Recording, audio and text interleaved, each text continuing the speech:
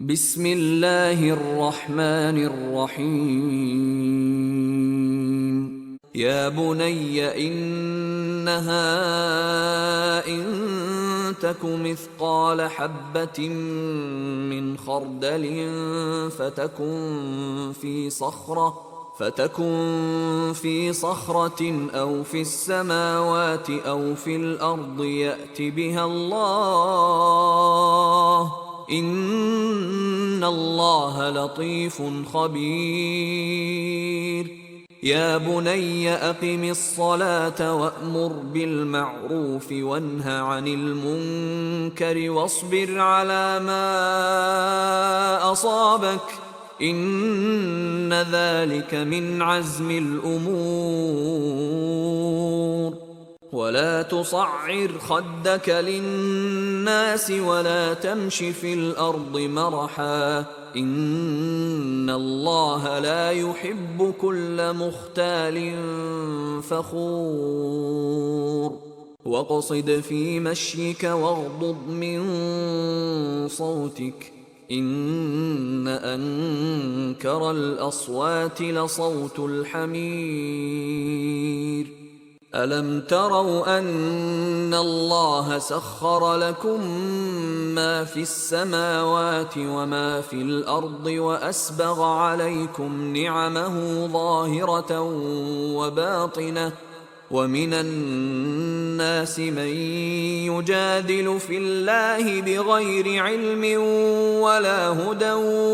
ولا كتاب منير وإذا قيل لهم اتبعوا ما أنزل الله قالوا بل نتبع ما وجدنا عليه آباءنا أولو كان الشيطان يدعوهم إلى عذاب السعير ومن يسلم وجهه إلى الله وهو محسن فقد استمسك بالعروة الوثقى وإلى الله عاقبة الأمور ومن كفر فلا يحزنك كفره إلينا مرجعهم فننبئهم بما عملوا إن الله عليم بذات الصدور نمتعهم قليلا ثم نضطرهم إلى عذاب غليظ ولئن سألتهم من خلق السماوات والأرض ليقولن الله قل الحمد لله بل أكثرهم لا يعلمون لله ما في السماوات والأرض إن الله هو الغني الحميد ولو أن ما في الأرض من شجرة أقلام والبحر يمده من بعده 7 أبحر ما نفدت كلمات الله إن الله عزيز حكيم ما خلقكم ولا بعثكم إلا كنفس واحدة إن الله سميع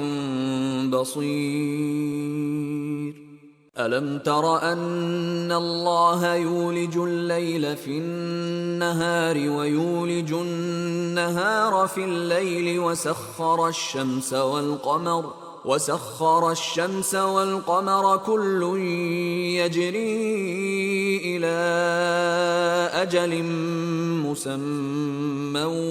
وأن الله بما تعملون خبير ذلك بأن الله هو الحق وأن ما يدعون من دونه الباطل وأن الله هو العلي الكبير ألم تر أن الفلك تجري في البحر بنعمة الله ليريكم من آياته إن في ذلك لآيات لكل صبار شكور. وإذا غشيهم موج كالظلل دعوا الله